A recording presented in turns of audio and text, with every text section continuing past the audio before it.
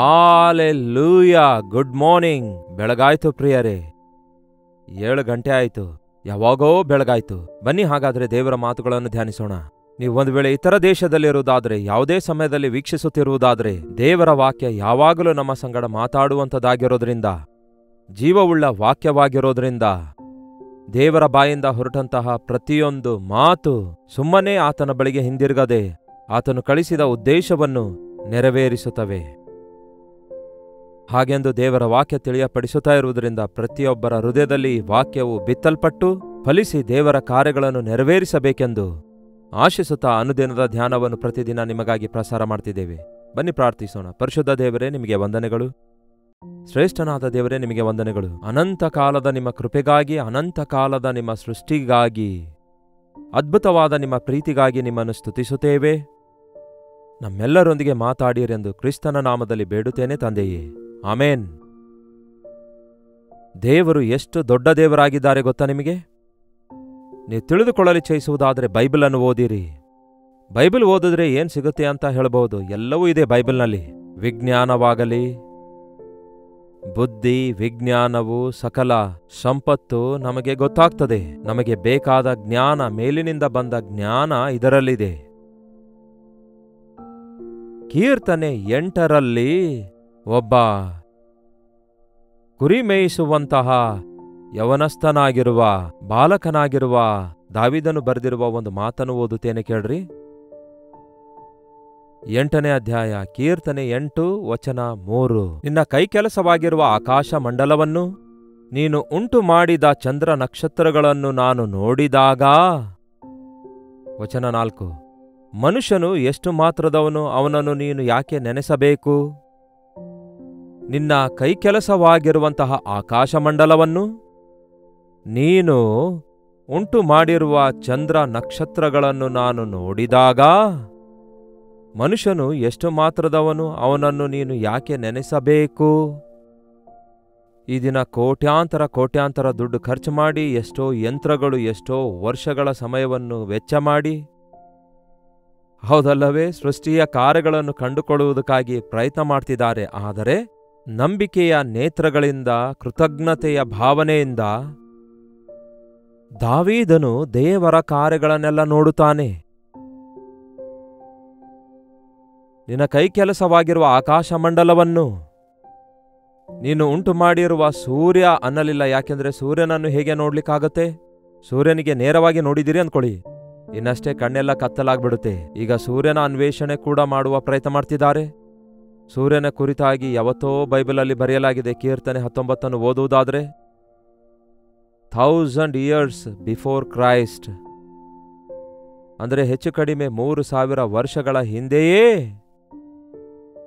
ಈ ವಾಕ್ಯಗಳಲ್ಲಿ ದೇವರ ವಿಷಯಗಳನ್ನು ನಮಗೆ ಚೆನ್ನಾಗಿ ವಿವರವಾಗಿ ತಿಳಿಸಲಾಗಿವೆ. ಕೀರ್ತನೆ 19, ಆಕಾಶವು ದೇವರ ಪ್ರಭಾವವನ್ನು ಪ್ರಚುರಪಡಿಸುತ್ತದೆ, ಗಗನವು ಆತನ ಕೈಕೆಲಸವನ್ನು ತಿಳಿಸುತ್ತದೆ.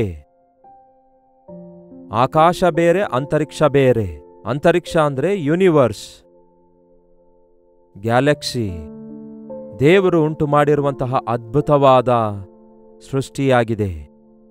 ದಿನವು ದಿನಕ್ಕೆ ಪ್ರಕಟಿಸುತ್ತಿರುವುದು, ರಾತ್ರಿಯು ರಾತ್ರಿಗೆ ಅರುಹುತ್ತಿರುವುದು. ಶಬ್ದವಿಲ್ಲ, ಮಾತಿಲ್ಲ, ಅವುಗಳ ಸ್ವರವು ಕೇಳಿಸುವುದಿಲ್ಲ. ಆದರೂ ಅವುಗಳ ಪ್ರಭುತ್ವವು ಭೂಮಿಯಲ್ಲೆಲ್ಲ ಪ್ರಸರಿಸಿದೆ, ಅಂದರೆ ಭೂಮಿಯಲ್ಲೆಲ್ಲ ಸುತ್ತಿಕೊಂಡಿದೆ. ಅವುಗಳ ನುಡಿಗಳು ಲೋಕದ ಕಟ್ಟಕಡೆಯವರೆಗೂ ವ್ಯಾಪಿಸುತ್ತಾ ಇರುತ್ತವೆ. ಅಲ್ಲಿ ದೇವರು ಸೂರ್ಯನಿಗೋಸ್ಕರ ಗುಡಾರವನ್ನು ಏರ್ಪಡಿಸಿದ್ದಾನೆ. ಅವನು ತನ್ನ ಮಂಟಪದೊಳಗಿಂದ ಬರುವ ಮದಲಿಂಗನೋ ಎಂಬಂತೆ ಹೊರಟು ಬರುವನು. ಅವನು ಶೂರನಂತೆ ತನಗೆ ನೇಮಕವಾದ ಮಾರ್ಗದಲ್ಲಿ ಓಡುವುದಕ್ಕೆ ಉಲ್ಲಾಸಗೊಂಡಿದ್ದಾನೆ. ಆಕಾಶದ ಒಂದು ಕಡೆಯಿಂದ ಹೊರಟು ಮತ್ತೊಂದು ಕಡೆಗೆ ಬರುತ್ತಾನೆ. ಅವನ ಬಿಸಿಲಿಗೆ ಮರೆಯಾದದ್ದು ಒಂದೂ ಇಲ್ಲ. ಸೋಲಾರ್ ಪವರ್ ಅನ್ನುತ್ತಾರಲ್ಲವೇ, ಇದೆಲ್ಲ ಎಲ್ಲಿಂದ ಬರುತ್ತಿದೆ? ಇವೆಲ್ಲ ವಿವರಿಸುವುದಕ್ಕಾಗಿ ದೊಡ್ಡ ದೊಡ್ಡ ವಿಷಯಗಳು ನಮಗೆ ಬೇಕಾಗಿಲ್ಲ. ಸಿಂಪಲ್ ಆಗಿ ಹೇಳೋದಾದ್ರೆ, ನಮ್ಮ ಕರ್ತನು ನಮಗೆ ಕೊಟ್ಟಿರುವಂತಹ ನಮ್ಮ ಬ್ರೇನನ್ನು ಆತನಿಗೆ ಘನಪಡಿಸುವ ಹಾಗೆ ನಮ್ಮ ಜ್ಞಾನವನ್ನು ಆತನಿಗಾಗಿ ಬಳಸುವುದಾದರೆ ಅದ್ಭುತವಾದ ವಿಷಯಗಳನ್ನು ನಾವು ಗ್ರಹಿಸಿಕೊಳ್ಳಬಲ್ಲೆವು. ಭೂಮಿ ಇಲ್ಲಿ ನೋಡಿದಿರಲ್ಲವೇ, ಗ್ಲೋಬ್ ಇದೆ, ಇದು ಗೋಲಾಕಾರದಲ್ಲಿದೆ, ಇದು ತಿರುಗಾಡುತ್ತಾ ಇದೆ, ಶೂನ್ಯದಲ್ಲಿ ತೂಗಾಡುತ್ತಾ ಇದೆ. ಅಲ್ಲಿ ಯಾವುದೇ ಬೇಸ್ ಅದಕ್ಕಿಲ್ಲ. ಇದು ಒಂದು ಮ್ಯಾಗ್ನೆಟ್ನಿಂದ ಹಾಗೆ ತಿರುಗಾಡುತ್ತಾ ಇದೆ. ಹಾಗೆಯೇ ದೇವರು ಸುತ್ತಲೂ ಇರುವ ಇತರ ಗ್ರಹಗಳೆಲ್ಲವನ್ನು ಭೂಮಿಯನ್ನು ಹೋಲ್ಡ್ ಮಾಡುವ ಹಾಗೆ ಆತನು ಸೃಷ್ಟಿ ಮಾಡುವಂಥದ್ದು. ಆ ಸರ್ಕಲ್ನಲ್ಲಿ ಎಲ್ಲವೂ ತಿರುಗಾಡುವಂಥದ್ದು. ನಮಗೆ, ಅಂದರೆ ಭೂಲೋಕದಲ್ಲಿರುವಂತಹ ನಮಗೆ ಜೀವಿಸುವುದಕ್ಕೆ ಅವಶ್ಯಕವಾಗಿರುವಂತಹ ನೀರನ್ನು, ಆಕ್ಸಿಜನ್ ಅನ್ನು, ವಾತಾವರಣವನ್ನು ಸೃಷ್ಟಿಸುವ ಹಾಗೆ ಉಳಿದ ಎಲ್ಲವುಗಳನ್ನು ಸೃಷ್ಟಿಸಿದ್ದಾರೆ ದೇವರು. ಬೇರೆ ಗ್ರಹದಲ್ಲಿ ಹೋಗಿರೋಣ ಅಂದ್ಕೊಳ್ತಿದ್ದಾರೆ, ಆಗಲ್ಲ. ಈ ಭೂಮಿಯಿಂದಲೇ ನೀರು ತೆಗೆದುಕೊಂಡು ಹೋಗ್ಬೇಕಂತೆ, ಭೂಮಿಯಿಂದಲೇ ಎಕ್ವಿಪ್ಮೆಂಟ್ ತೆಗೆದುಕೊಂಡು ಹೋಗ್ಬೇಕಂತೆ ಆ ಚಂದ್ರಲೋಕಕ್ಕೆ, ಅಲ್ಲಿ ಫ್ಲ್ಯಾಟ್ ಕಟ್ಕೊಳ್ಬೇಕಂತೆ. ಅದು ಕೂಡ ಸಾಧ್ಯವಿಲ್ಲವೆಂದು ಈಗ ಅನ್ವೇಷಣೆ ಮಾಡ್ತಿದ್ದಾರೆ. ಅಷ್ಟಕ್ಕೂ ಭೂಮಿಯಲ್ಲಿಯೇ ಮನುಷ್ಯನು ಪೂರ್ತಿಯಾಗಿ ಆಕ್ಯುಪೈ ಮಾಡಲಿಲ್ಲ. ಈ ಗ್ಲೋಬ್ ಅನ್ನು ನೀವು ಗಮನಿಸುವುದಾದರೆ ಈ ಬ್ಲೂ ಕಲರ್ನಲ್ಲಿರೋದೆಲ್ಲವೂ ಕೂಡ ನೀರಾಗಿದೆ. ಅಲ್ಲಲ್ಲಿ ಕಲರ್ಸ್ ಇದೆಯಲ್ಲವೇ, ಅದು ಮಾತ್ರವೇ ಭೂಮಿಯಾಗಿದೆ. ನೋಡಿ ಪ್ರಿಯರೇ, ಭೂಮಿಯ ಮೇಲೆ ಹೆಚ್ಚು ಕಡಿಮೆ 60% ಬರೀ ನೀರಿದೆ, 40% ಮಾತ್ರ ಭೂಮಿ ಇದೆ ಗ್ಲೋಬ್ನಲ್ಲಿ, ಪ್ರಪಂಚ ಪುಟದಲ್ಲಿ. ಪ್ರಪಂಚದಾದ್ಯಂತ 60% ಸಮುದ್ರವಿದೆ, 40% ಮಾತ್ರ ಭೂಮಿ ಇದೆ. ಈ 40%ದಷ್ಟಿರುವ ಉಷ್ಣತೆಯಾಗಿರಲಿ, ಕಲ್ಮಶವನ್ನೆಲ್ಲ ನುಂಗಿ ಹಾಕುವುದಕ್ಕಾಗಿ ದೇವರು ತನ್ನ ಅತ್ಯುನ್ನತವಾದ ಜ್ಞಾನದಿಂದ 60% ಸಮುದ್ರವನ್ನು ಜಲಮಯವಾಗಿಟ್ಟಿದ್ದಾರೆ. ಈಗಾಗಲೇ ಮನುಷ್ಯನು ಈ 40%ದಲ್ಲಿ 1/3 ಕೂಡ ಆಕ್ಯುಪೈ ಮಾಡಿಕೊಳ್ಳಲಿಲ್ಲ. 40ರಲ್ಲಿ 1/3 ಅಂದ್ರೆ ಹೆಚ್ಚು ಕಡಿಮೆ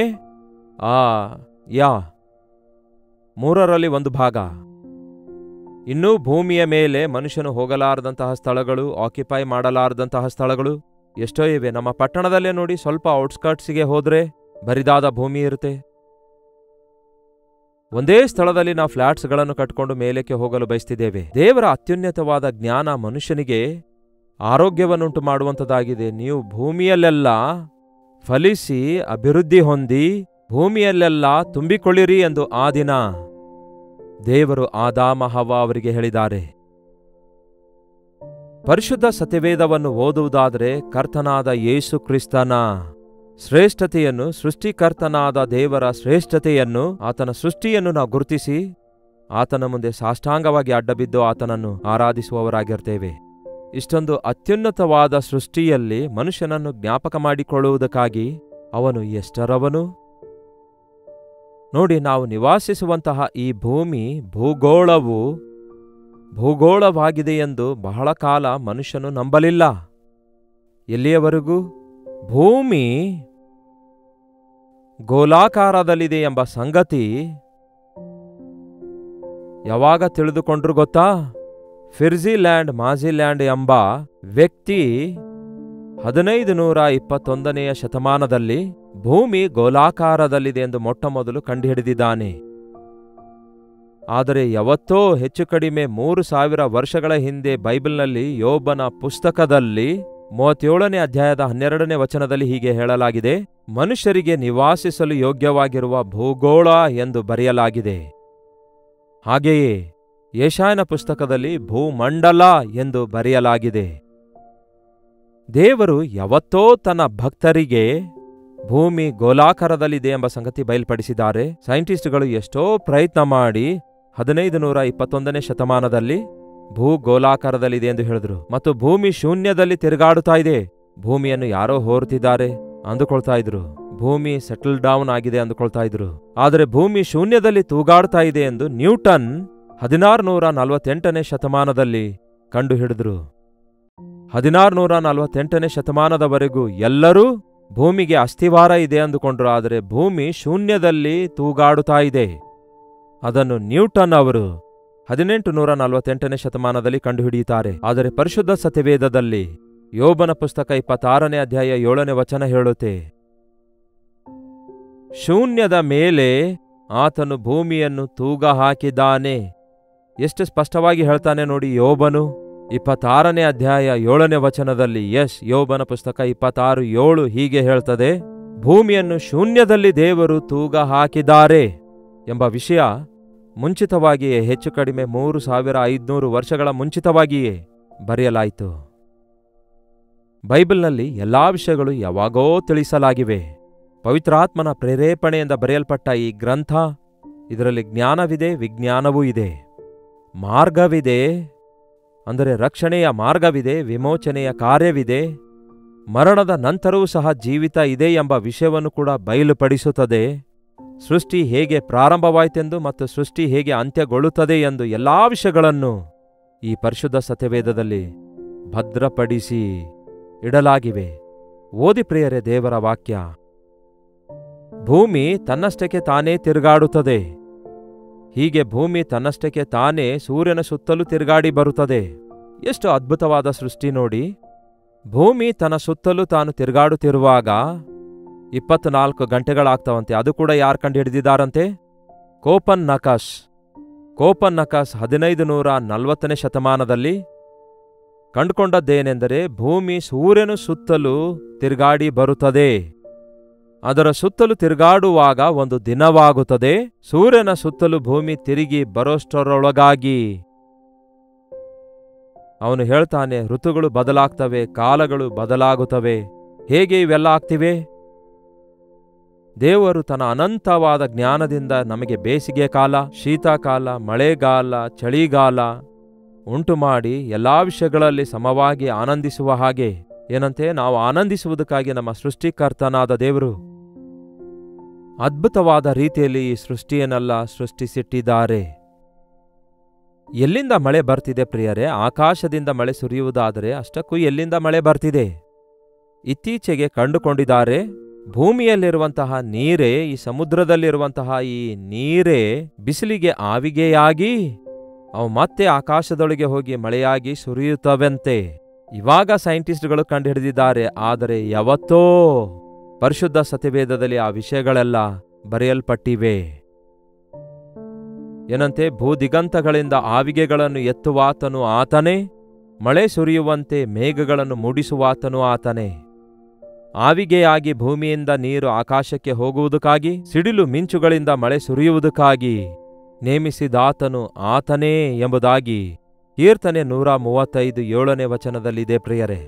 ಹಾಗೆಯೇ ಯೆರೆಮೀಯ 10:13 ಹೇಳುತ್ತೆ, ಭೂಮಿಯ ಎಲ್ಲಾ ಭಾಗದಿಂದ ಆತನ ಆವಿಗೆ ಎತ್ತಲ್ಪಡುವುದು, ಮಳೆ ಸುರಿಯುವ ಹಾಗೆ ಆತನು ಗುಡುಗು ಮಿಂಚನ್ನುಂಟು ಮಾಡುವನು ಎಂದು ಬರೆಯಲಾಗಿದೆ. ಭೂಭ್ರಮಣದಿಂದಲೇ ರಾತ್ರಿ ಹಗಲು ಉಂಟಾಗುತ್ತಾ ಇವೆ. ಭೂಮಿ ಹೀಗೆ ತಿರುಗಾಡುತ್ತಾ ಇರೋದ್ರಿಂದ ಈ ದಿನ ನಮಗೆ ಹಗಲು, ಆ ಅಮೆರಿಕ ದೇಶದಲ್ಲಿ ಆ ಕಡೆ ಇರುವವರಿಗೆ ರಾತ್ರಿಯಾಗಿದೆ. ಹಾಗಾಗಿ ದೇವರು ಈ ರೀತಿಯಾಗಿ ಅದ್ಭುತವಾಗಿ ಉದಯವೂ ಸಾಯಂಕಾಲವೂ ಉಂಟಾಗುವ ಹಾಗೆ, ಸಮಸ್ತವು ಸಮತೋಲನೆಯಲ್ಲಿರುವ ಹಾಗೆ ದೇವರು ಅದ್ಭುತವಾಗಿ ಭೂಮಿಯನ್ನು ಸೃಷ್ಟಿಸಿದ್ದಾರೆ.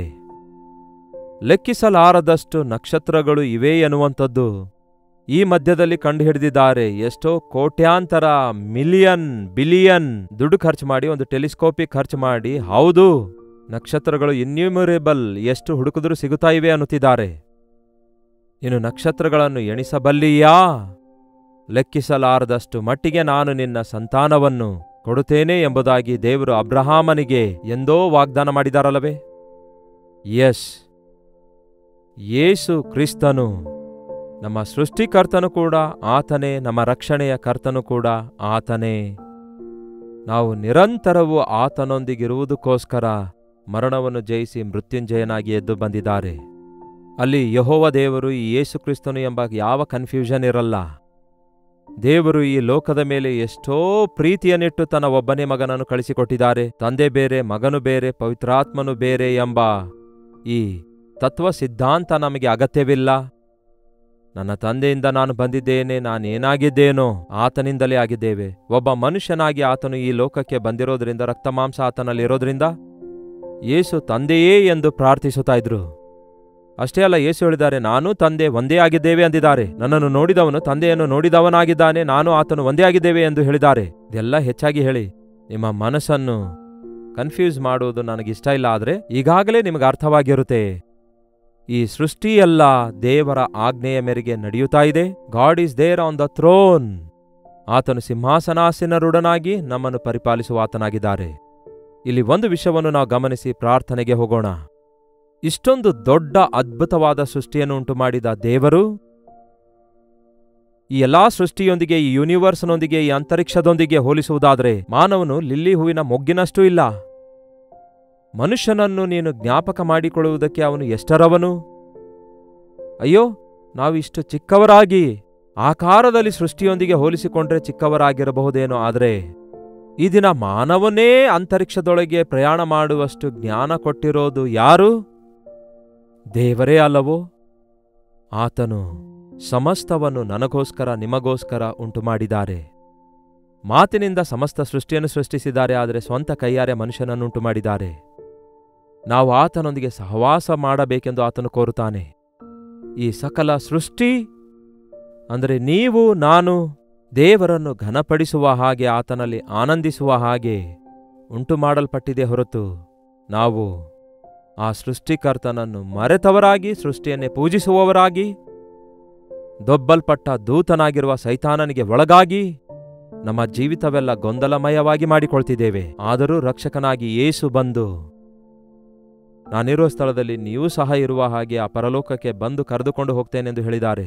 ಆತನ ಈ ಮಾತುಗಳನ್ನು ನಾವು ನಂಬುವುದಾದರೆ, ಮರಣದ ನಂತರವೂ ಕೂಡ ಒಂದು ಜೀವಿತ ಇದೆ ಎಂಬ ಸಂಗತಿಯನ್ನು ಗುರುತಿಸುವುದಾದರೆ, ಈ ಲೋಕದಲ್ಲಿ ನಮ್ಮ ಜೀವಿತವನ್ನು ಭಯದಿಂದ ನಡುಗುತ್ತಾ ನಮ್ಮ ರಕ್ಷಣೆಯನ್ನು, ನಮ್ಮ ನಂಬಿಕೆಯನ್ನು ಕಾಪಾಡಿಕೊಳ್ಳುತ್ತೇವೆ.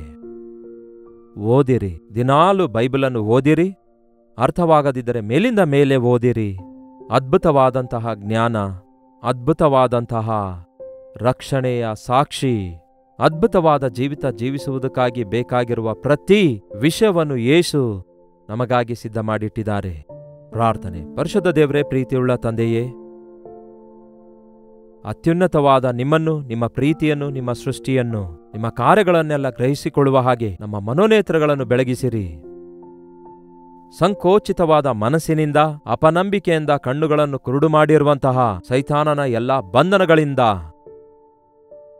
ನಿಮ್ಮ ಮಕ್ಕಳನ್ನೆಲ್ಲ ಬಿಡಿಸಿ, ನಂಬಿಕೆಯ ನೇತ್ರಗಳಿಂದ ಶ್ರೇಷ್ಠ ಸೃಷ್ಟಿಕರ್ತನಾಗಿರುವ ನಿಮ್ಮನ್ನು ನಮ್ಮ ಒಡೆಯನೂ ರಕ್ಷಕನೂ ಆಗಿದ್ದೀರಿ ಎಂದು ಅಂಗೀಕರಿಸುವುದಕ್ಕಾಗಿ ಶಾಶ್ವತವಾದ ಪರಲೋಕ ರಾಜ್ಯಕ್ಕೆ ವಾರಸುದಾರರಾಗಲು ನಮ್ಮ ಪ್ರತಿಯೊಬ್ಬರಿಗೂ ಸಹಾಯ ಮಾಡಿರೆಂದು ಕ್ರಿಸ್ತನ ನಾಮದಲ್ಲಿ ಬೇಡುತ್ತೇನೆ ತಂದೆಯೇ, ಆಮೇನ್. ತಂದೆಯಾದ ದೇವರ ಪ್ರೀತಿಯು, ಮಗನಾಗಿರುವ ಕ್ರಿಸ್ತನ ಕೃಪೆಯೂ, ಆದರಣೆಕರ್ತನಾದ ಪವಿತ್ರಾತ್ಮನ ಸಹವಾಸವು ಕೂಡಿ ಬಂದಿರುವ ನಮ್ಮೆಲ್ಲರ ಸಂಗಡ ಸದಾಕಾಲಕ್ಕೂ ನೆಲೆಯಾಗಿರಲಿ. ಆಮೇನ್. ಇಷ್ಟು ದೊಡ್ಡ ಸೃಷ್ಟಿಯನ್ನುಂಟು ಮಾಡಿದ ದೇವರು ನಮ್ಮ ಸಣ್ಣ ಸಣ್ಣ ಸಮಸ್ಯೆಗಳೇನು ತೀರಿಸುವುದು ಆತನಿಗೆ ಕಷ್ಟವೇ ಅಲ್ಲ. ನಮ್ಮ ಅವಶ್ಯಕತೆಗಳಿಗಾಗಿ ಕರ್ತನ ಸನ್ನಿಧಿಯಲ್ಲಿ ವಿಜ್ಞಾಪನೆ ಮಾಡೋಣ. ಆತನ ಸ್ವಸ್ಥತೆಗಳನ್ನು, ಆತನು ಅನುಗ್ರಹಿಸುವ ಆಶೀರ್ವಾದಗಳನ್ನು ಹೊಂದಿದವರಾಗಿ ಆತನಿಗೆ ಸಾಕ್ಷಿಗಳಾಗಿ ಜೀವಿಸೋಣ. 8939731313 ನಂಬರ್ಗೆ ಅಥವಾ ಹೊರದೇಶದಿಂದಲೂ ಸಹ ವೀಕ್ಷಿಸುವುದಾದರೆ ನೀವು ಕೂಡ ಇದೇ ನಂಬರಿಗೆ ನಿಮ್ಮ ಪ್ರಾರ್ಥನಾ ಮನವಿಗಳನ್ನು ಕಳಿಸಿಕೊಡ್ತಾ ಇರಿ. ನಿಮ್ಮ ಪಕ್ಷದಲ್ಲಿ ಪ್ರಾರ್ಥಿಸ್ತಿದ್ದೇವೆ. ನೀವು ಕೂಡ ಪ್ರಾರ್ಥಿಸಿರಿ. ದೇವರು ತನ್ನ ಕೃಪೆಯನ್ನು, ತನ್ನ ಜ್ಞಾನವನ್ನು, ತನ್ನ ಶಕ್ತಿಯನ್ನು ನಮಗೆ ಅನುಗ್ರಹಿಸುತ್ತಾರೆ. ಕರ್ತನ ಚಿತ್ತವಿರೋದಾದರೆ ಮತ್ತೆ ನಾಳೆ ಇದೇ ಅನುದಿನದ ಧ್ಯಾನ ಎಂಬ ಕಾರ್ಯಕ್ರಮದಲ್ಲಿ ಮತ್ತೊಮ್ಮೆ ಭೇಟಿಯಾಗೋಣ. ಅಲ್ಲಿವರೆಗೂ ದೇವರ ಮಹಾಕೃಪೆ ನಿಮ್ಮೆಲ್ಲರೊಂದಿಗಿರಲಿ.